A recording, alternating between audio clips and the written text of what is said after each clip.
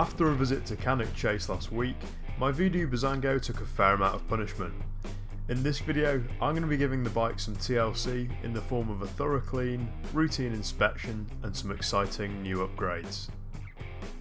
So very quickly, I'd just like to say a big thank you to everybody who subscribed recently. We've just broke 100 subscribers, so thank you very much.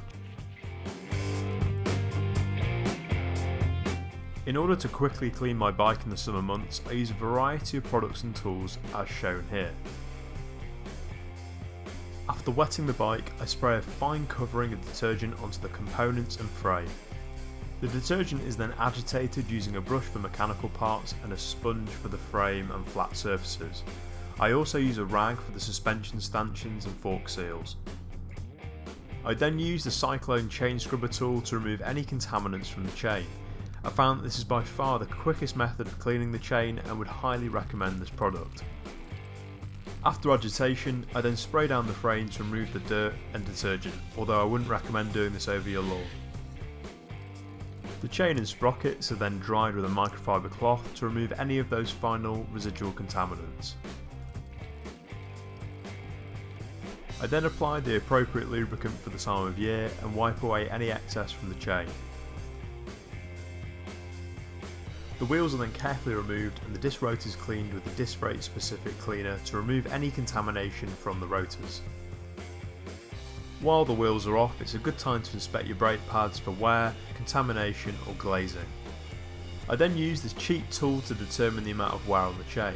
While this was all fine, at this point I discovered that the rear wheel bearings had a large amount of play. Now this is actually a really common problem for this bike, so I set about trying to fix it. So for the past week I've been trying to fix this, however the lock nuts on these particular wheels are so tight that none of my spanners can handle it. So as to reduce the amount of time off the bike, I decided to purchase this rear wheel from DT Swiss that I got for an absolutely brilliant price. To swap over the wheel set, we'll need one of these chain whips, we'll need a cassette removal tool and we'll also need a centre lock ring removal tool. To remove the cassette, you'll need to loosen the lock ring with the chain whip and the cassette removal tool. Then unscrew the remainder of the lock ring and take the cassette off in one solid piece. It's here that I like to zip tie the cassette together so that the spacers and sprockets retain their order for when I reinstall it on the new wheel. Then using this splined bottom bracket tool, you can remove the centre lock ring for the disc brake. This might require a fair bit of effort as it should be torqued up to around 40 Nm. Once the lock ring is removed, carefully remove the rotor, ensuring not to touch the braking surface. To prep the new wheel, I've installed the tubeless valve, sealant and tyres and used the Sid and Mackie technique to seat the tyre onto the rim. The splines and lock ring thread are then greased before installing the rotor. When you do this, again ensure not to touch the braking surface. Then tighten the lock ring to the required torque. I again grease the splines on the free hub body before installing the cassette.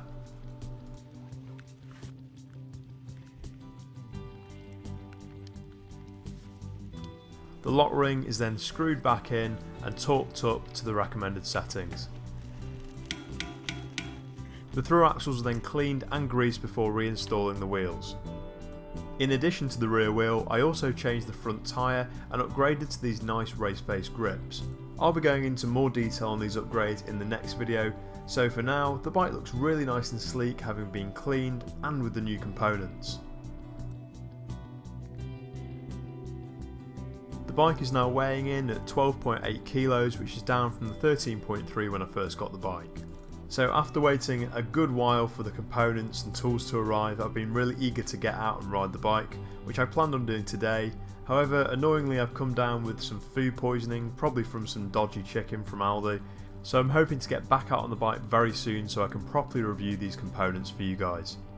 So hopefully this video has informed you or inspired you to give your own bike some TLC before the start of the coming winter months, but I'd just like to thank you all so much for watching and ride safe.